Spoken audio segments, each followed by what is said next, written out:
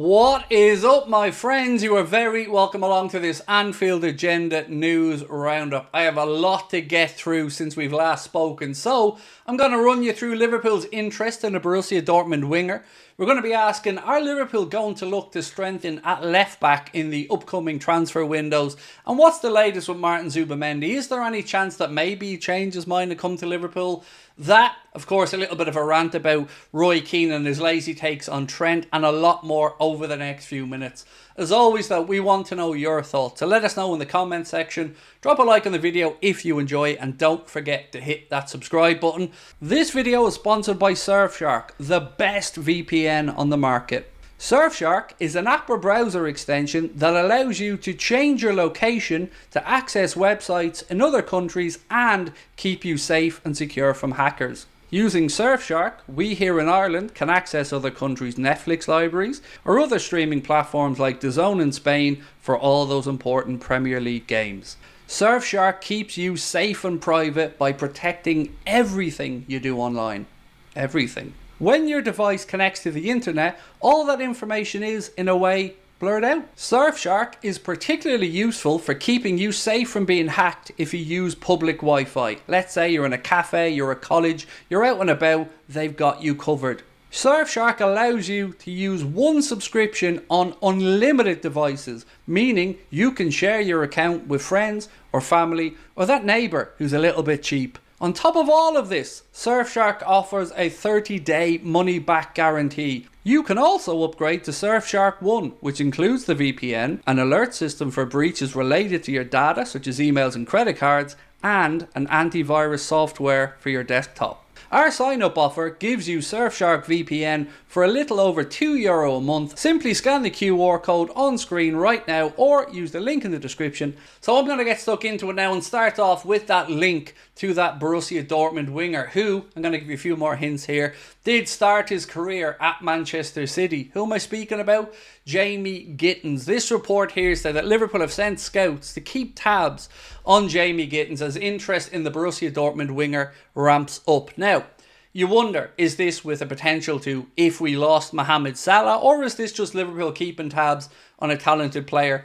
Maybe it's a little bit of both. What I would say is, let's not forget about Ben Doak here, who's had a good start to his career as well on loan at Middlesbrough. But it is an interesting one. Now, I haven't had a chance to speak to David Lynch about this one yet, but I will be bringing it up in our video on Thursday. But I'd love to know your thoughts on this guy. Have you watched much of him with Borussia Dortmund, and do you think he will be good enough to come in and stake a claim in this Liverpool team? Let me know in the comments. Next up is a link to a left back from Benfica.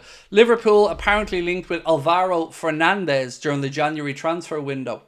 Again, thoughts on this player? I don't know too much about him, but interestingly, it does kind of fit in with a narrative that's starting to build now, which is that Liverpool could be looking to strengthen in the left-back position. Not because Robbo isn't still a good player, but maybe an admission that it's not going to be Kostas Tsimikas that will become the successor to Andy Robertson. So Liverpool probably do have to look to the future.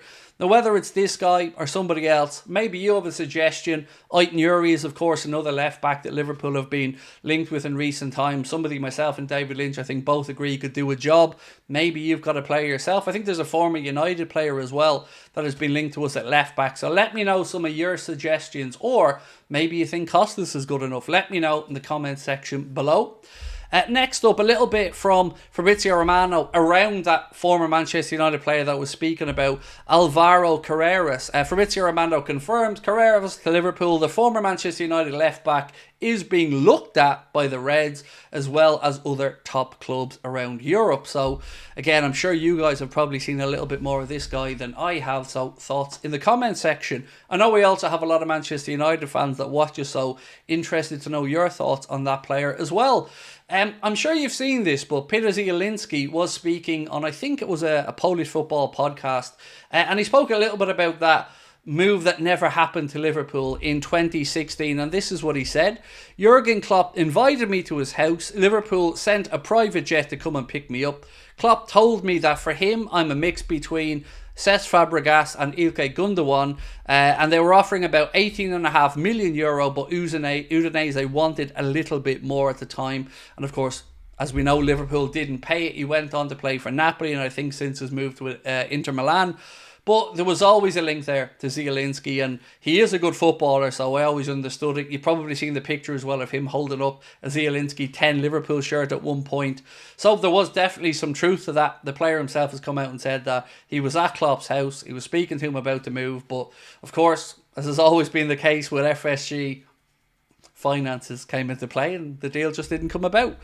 A little bit now on my fellow countryman Roy Keane, who I'm just fed up of at this point on his little agenda against Trent. So this is what he had to say after Trent scored a free kick for England in their win over Finland. This is what Roy Keane had to say. You give time to Trent because his decision making and quality of passing is fantastic. So far, no problems. But I can't believe how bad he is defensively, and against better teams he'll be punished. If you saw him the other night against Greece defending, it looked like he'd never played right back before. I love the way he gives a pass to everybody else in that England defence there that was absolutely terrible against Greece, and neglects the fact that this conversation came about after Trent had just scored a free kick for England.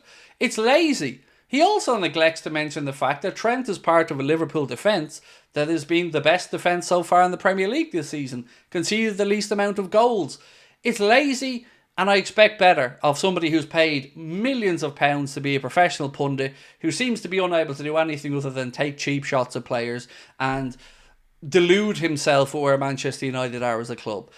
I'd be more concerned about United and Ten Hag sitting in 14th place and the absolute shambles there than trying to pick on Trent, who is without a doubt much, much better than Roy Keane gives him credit for. And look, I've been critical of Trent in the past, and I'm sure other people have as well. But to look at him this season so far under Arne Slot and not acknowledge that he's come along and he's looking good defensively. Went over to AC Milan, kept Rafa Leao quiet as well. It's just lazy stuff from Keane, and he knows better, and I don't think it's an accident either. Right, a little bit on Alexis McAllister. He is back training ahead of the next Argentina game. Scaloni did leave him as an unused substitute in their first game of the international break, and thankfully we've so far gotten through this break knowing that Virgil is back, Salah is back, Alexis McAllister will only play one game max for Argentina. Dominic Szoboszlai scored 2 goals as well for Hungary in their win.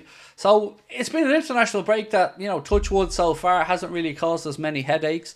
You've probably seen Harvey Elliott as well, starting to ramp up his training now. He's back in the gym, so hopefully we have him back soon.